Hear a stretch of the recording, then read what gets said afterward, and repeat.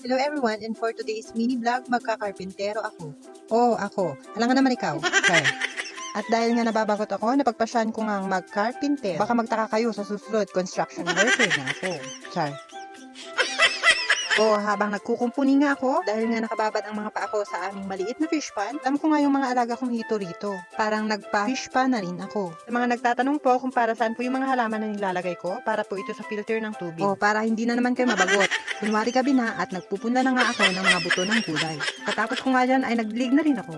And for today's video nga ay tumubo na agad. Magic, no? Kalipas nga ng ilang araw ay ito na ang aking update sa aking mga punlang mga gulay. Pagkatapos nga ng pagta-transplant ng mga halamang ito, napag-isipan ko nga umuli dito sa may drum na may bumubungang kayo. O, naawatan mo o haan? Char.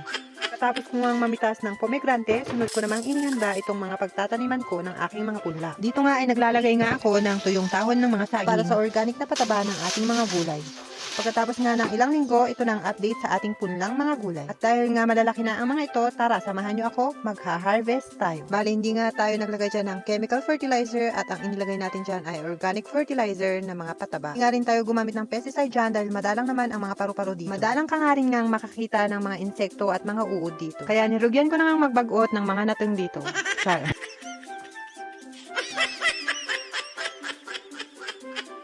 Pagkatapos ko nga mag-harvest dyan ay inmayon tay tudo.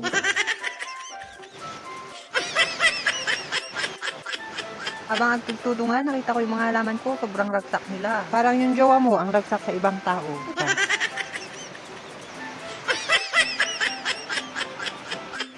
Alala mo na naman yung jowa mo, na jowa na ng ibang yun.